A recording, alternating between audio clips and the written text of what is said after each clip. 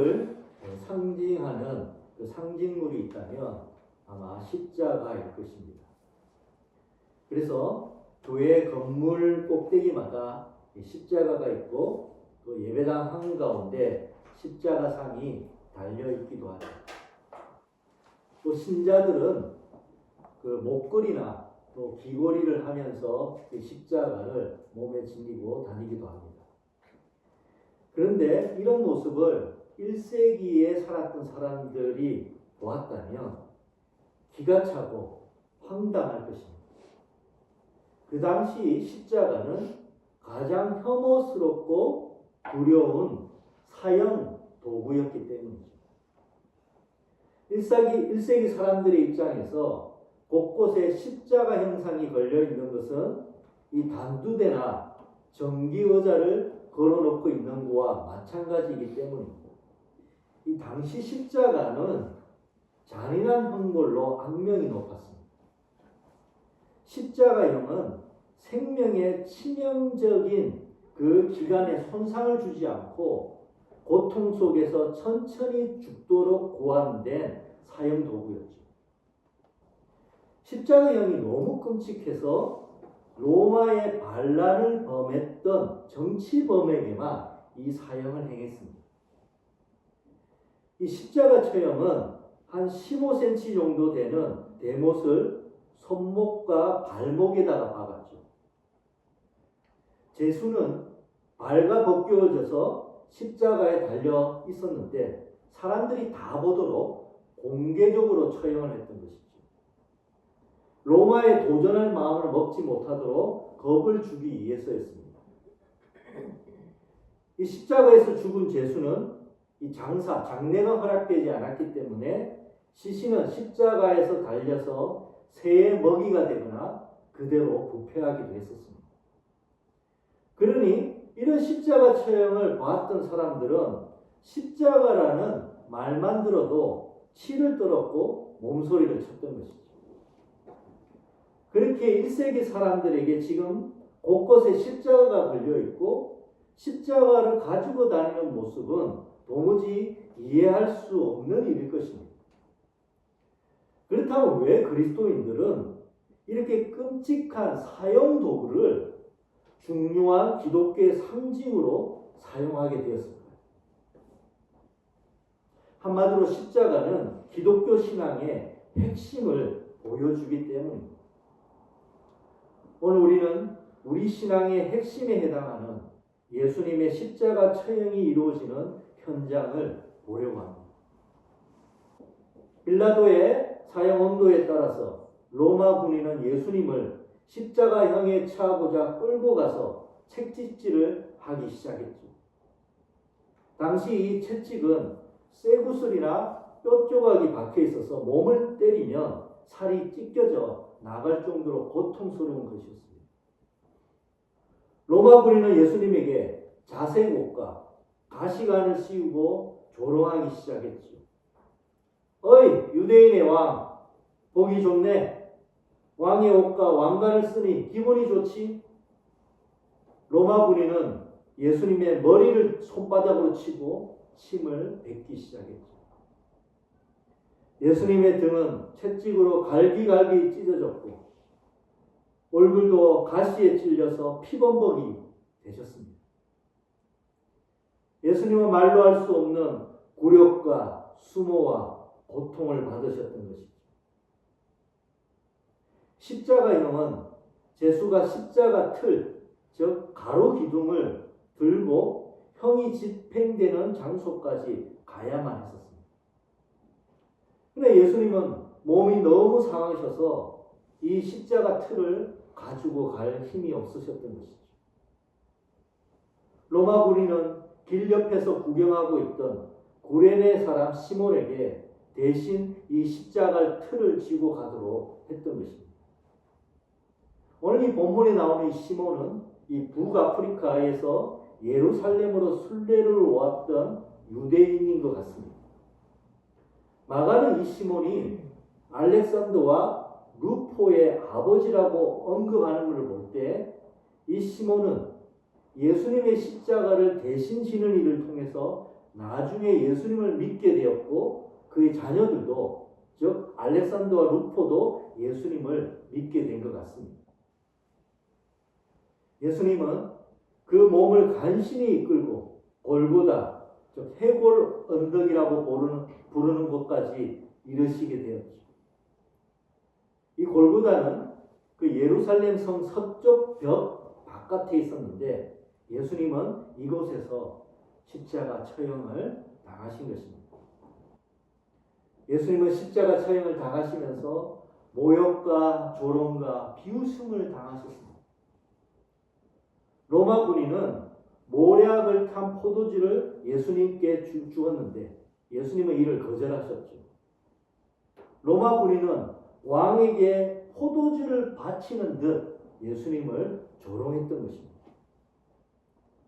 로마 군인은 예수님의 옷을 벗기고 옷으로 제비뽑아 뽑아서 가져가려고 했죠. 이 당시 십자가 처형을 당한 제수의 물건, 즉 옷이나 다른 것들을 나누어 가지는 것은 관례처럼 행해지고 있었습니다. 이것 또한 십자가 처형을 당한 자를 조롱하고 모욕 주기 위한 행동이었던 것이죠.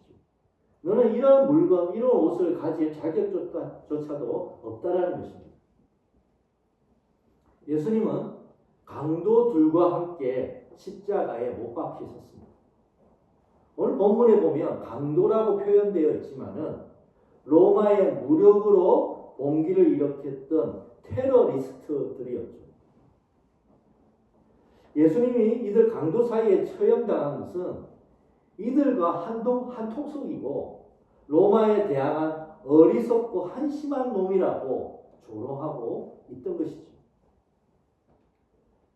이 보통 십자가 처형은 사람들의 왕래가 많은 공공장소나 길가에서 행해졌습니다. 그래서 사람들이 오고 가면서 보게 했던 것이죠.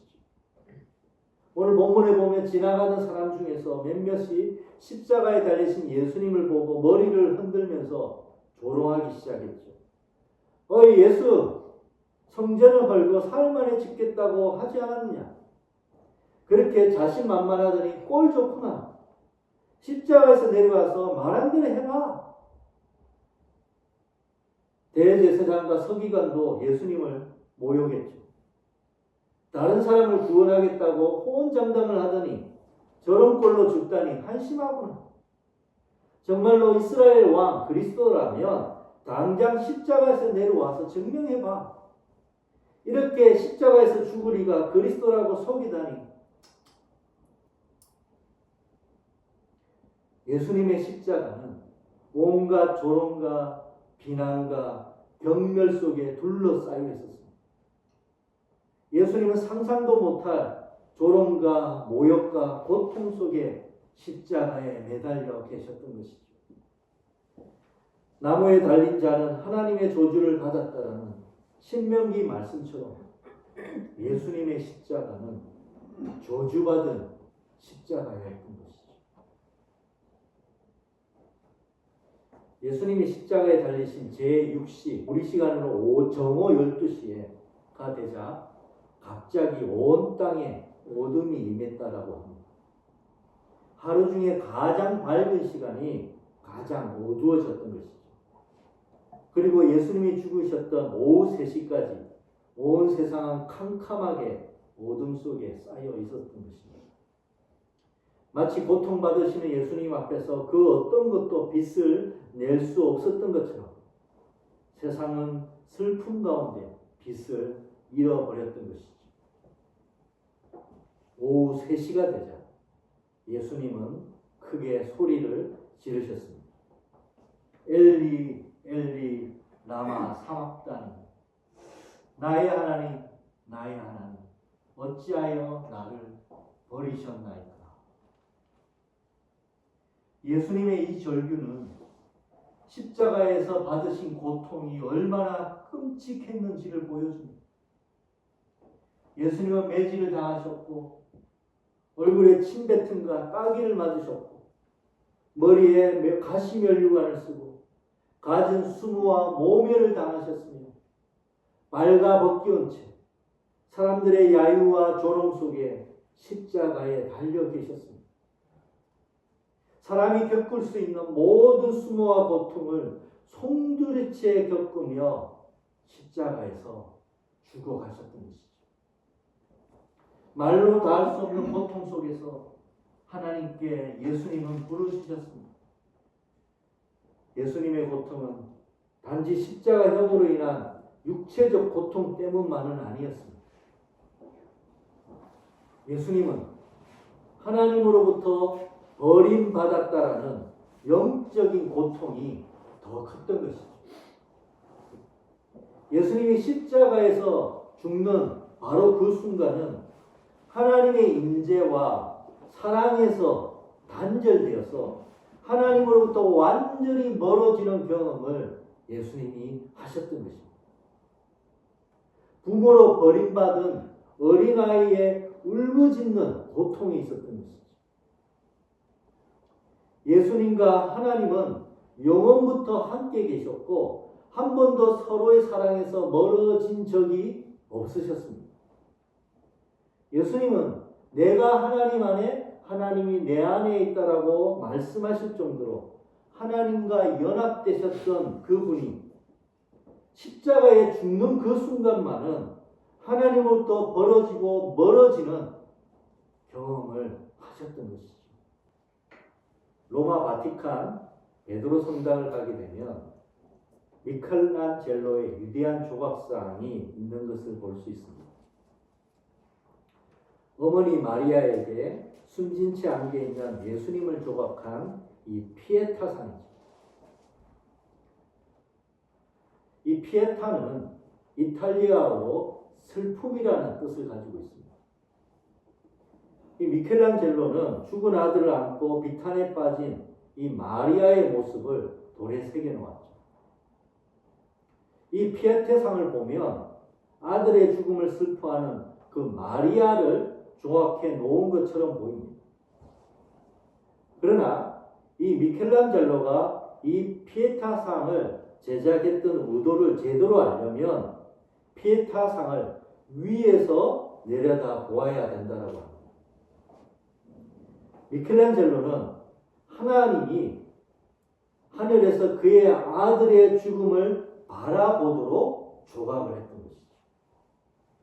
그의 아들의 죽음을 아파하고 고통스러워하는 아버지 되신 하나님의 슬픔을 표현한 것이라는 것입니다. 피에테상의 실제 주인공은 다름 아닌 하나님이신 것입니다. 이처럼 보이는 조각 속에서 보이지 않는 하나님의 슬픔을 표현하고 있기 때문에 미켈란젤로를 위대한 조각가라고 말하는 것 같습니다. 아들의 시신을 안고 있는 어머니 마리아는 망연자실한 채 슬퍼하고 있습니다. 그러나 이보다 더 고통스럽게 아버지 되신 하나님은 하늘에서 그의 아들의 죽음을 지켜보며 우셨던 것이죠. 어쩌면 시신을 안고 있던 어머니 마리아는 또 다르게 아버지 하나님이신 것입니다. 하나님은 나의 하나님 나의 하나님 어찌하여 나를 버리셨나이까 외쳤던 그 아들의 외침을 외면하고 못 들은 척 하신 것이 아니었습니다. 하나님은 그의 아들의 고통 속에 함께 고통하셨고 아들의 죽음 속에 함께 죽고 계셨던 것입니다. 그의 아들을 죽게 할 수밖에 없었던 하나님은 그 아들보다 더욱 고통받으셨고 그의 아들의 죽음 속에서 더 비통한 죽음을 경험하셨던 것입니다. 마태복음을 보게 되면 예수님이 돌아가시자 땅이 진동하고 바위가 터졌다라고 기록해 놓고 있습니다. 어쩌면 그의 아들의 죽음을 본 하나님의 고통에 세상이 흔들리고 터져버린 것이죠. 왜 하나님은 아들을 죽게 내버려 두시는 이 처참한 아픔과 고통을 감내하신 것일까요? 왜 예수님은 아버지로부터 버림받는 고통을 받으셨어야만 하는 것입니다. 다른 이유가 없습니다. 오로지 우리 때문인 것이죠. 우리 때문. 우리를 사랑하셔서 우리를 살리시기 위해서라는 것입니다.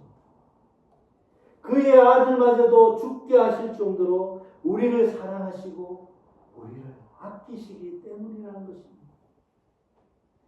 하나님은 우리가 죄로 고통받고 죽도록 내버려 두실 수가 없었던 것이죠. 하나님은 우리가 허물과 죄로 죽어 썩어지는 허무한 삶을 살도록 내버려 두실 수가 없었던 것입니다. 하나님은 우리를 죄에서 구원하여 살려주시려 대신 죄를 짊어지시고 예수님이 죽도록 하신 것입니다. 우리가 평화를 누리도록 예수님은 고통받으셨고 우리가 나음을 받도록 예수님은 대신 죽으셨던 것이죠. 이번에 성도 여러분, 예수님이 왜 십자가에서 그 고통스러운 죽음을 감내하셨는지 정말 알고 계신가요? 하나님이 왜 그의 사랑하시는 독생자 아들을 죽게 내버려 두신지 정말로 알고 계신가요? 그 이유가 무엇일까요? 바로 나 때문입니다. 여기 앉아있는 우리 한 사람 한 사람 때문이고 저 바깥에 있는 수많은 사람들 때문입니다. 우리 모두가 하나님 안에서 생명을 누리고 살도록 하시려는 그 이유 때문이었습니다. 하나님은 우리가 죄와 허물로 죽도록 내버려 두시지 않으셨습니다. 우리가 죄로부터 벗어나 생명을 누리고 하나님의 축복된 영광스러운 영생의 삶을 살기를 원하셨죠. 하나님은 예수 그리스도 안에서 우리가 하나님의 영원한 자녀가 되기를 원하십니다. 이를 위해서 예수 그리스도 안에서 죄와 죽음을 죽게 하셨던 것입니다. 예수 그리스도를 믿고 예수님의 죽음을 나의 죽음으로 받아들이며 예수님 안에서 하나님 앞에 나아간다면 하나님 우리가 상상할 수도 없는 하나님의 자녀가 되는 그 특권 그리고 하늘로부터 주어지는 말할 수 없는 그 복을 누리도록 허락하여 주실 것입니다. 예수 그리스도 안에서 주어지는 하나님의 이 놀라운 사랑을 받지 않으시겠습니까? 하나님의 사랑을 받기 원합니다. 나를 위해서 대신 죽으신 하나님의 사랑을 받기 원합니다. 나를 받아 주옵소서. 나에게 하나님의 사랑을 주시옵소서. 나의 죄와 허물을 다 아뢰오니 예수님 안에서 사하여 주시고 나를 하나님의 거룩한 자녀로 삼아 주시옵소서. 예수님 안에서 흠없고 순결한 하나님의 자녀로 태어나도록 역사하여 주시옵소서. 혹 우리 가운데 오랫동안 예배당을 다녔지만 예수님이 왜 죽으셔야 했는지 모른 채 다니시고 계신 분이 계시지는 않습니다. 이 시간 예수님이 나를 위해서 죽으신 것이라는 것을 믿으실 수 있기를 축원드립니다. 하나님, 나를 위해 예수님을 죽게 하신 하나님의 사랑을 믿습니다. 내 대신 짊어지시고 죽으신 그 예수님을 믿습니다. 라고 고백할 수 있기를 원합니다. 우리의 지난 삶, 나의 지난 삶이 어땠든지 내가 처한 현재 상황이 어떠하든지 하나님은 나의 형편과 나의 조건과 상황에 상관없이 하나님의 사랑을 구하는 자에게 예수 그리스도의 십자가의 은혜 가운데 세상이 줄 수 없는 하늘의 사랑을 주시는 분이신 것입니다. 혹 우리 가운데 하나님이 나를 사랑하신다는 것이 희미해져서 믿음이 식은 분이 계십니까? 예배당에 나오지만은 하나님의 사랑이 느껴지지 않아 신앙이 냉랭해지신 분이 혹시 계신가요? 그렇다면 오늘 이 시간 그리스도의 십자가 사랑이 깨달아지도록 기도하시기를 축원드립니다. 하나님이 그리스도 안에서 주신 사랑이 얼마나 놀랍고 귀한 것인지를 내 영혼 깊숙이 다시금 깨달아지도록, 그래서 하나님을 향한 사랑과 감격이 살아날 수 있도록 간구할 수 있기를 축원드립니다. 우리 가운데 하나님의 사랑 때문에 감사와 기쁨이 넘치는 분이 계십니까? 그렇다면 오늘 이 시간 하나님의 사랑이 더욱 내 영혼과 삶에 가득 채워지도록 기도할 수 있었으면 좋겠습니다. 하나님의 사랑에 더욱 감사해서 하나님의 사랑을 주변 이웃들에게 나누고 전할 수 있도록 기도하시기를 축원드립니다. 오늘 이곳에 나온 예번의 모든 성도들과 이 땅에 있는 모든 이들에게 예수 그리스도 안에서 주시는 하나님의 사랑이 온전히 전해지기를 예수님의 이름으로 축원드립니다. 아멘.